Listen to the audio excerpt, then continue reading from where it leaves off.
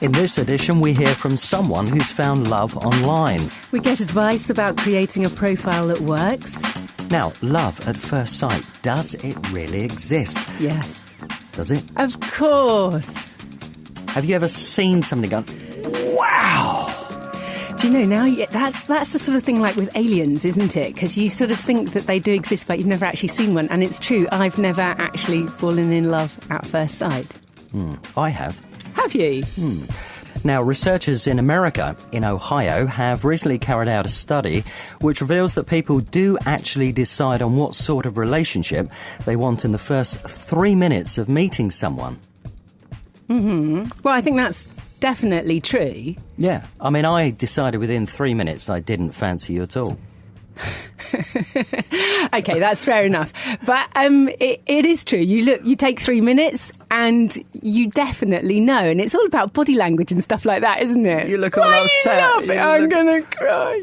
So here on The Dating Show, we wanted to find someone who's met their perfect match online. Now, after an 8-month online dating search, we met up with Jilly Hudson from London, who found love using internet dating.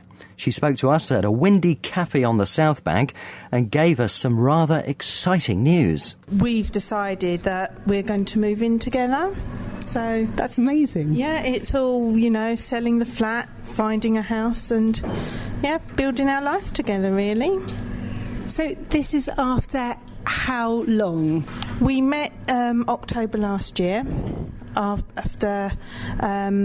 both through the internet. We were talking to each other for around about a month before we met, and then we met in the October of last year, and it's really gone from there. Just instantly really knew that he was the one almost. Where did you go for your first date? Our first date was actually one of the coldest days ever at Kew Gardens, and we just spent the whole day talking and getting to know each other even more, because until then all our communication had been by email. So, yeah. Why did you choose a place like Kew Garden? Often people go and have like a meal or they go for a drink. Why did you choose Kew Garden? I didn't choose it. He did, so it was his choice about spending a day there. They've got like a little cafe and stuff there, so we could have some lunch, but also it's kind of quite neutral territory. We could just like walk and chat and just get to know each other more.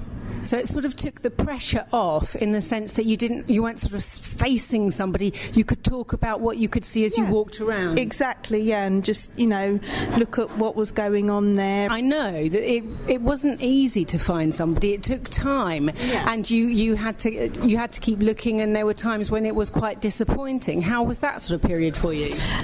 It was quite challenging because as somebody who is naturally quite shy, and taking the knocks can actually be quite tough, but you've got to actually be resilient and not take it too personally. Now tell me, how did it actually feel when you knew that the chap that you'd met, when you got to Kew Gardens and you kind of knew that this guy was the one? How did that feel, that you'd found him? It was lovely. It was just like, because we had been talking to each other for so long, it was just finally meeting him was absolutely fantastic. And it was what was nice was it just felt so natural, and we just didn't stop talking all day. That was Jilly Hudson from London, who's found love online. The Dating Show, brought to you by olderdatingonline.com. Got a surprise guest coming in soon, Eliza, a fashion expert.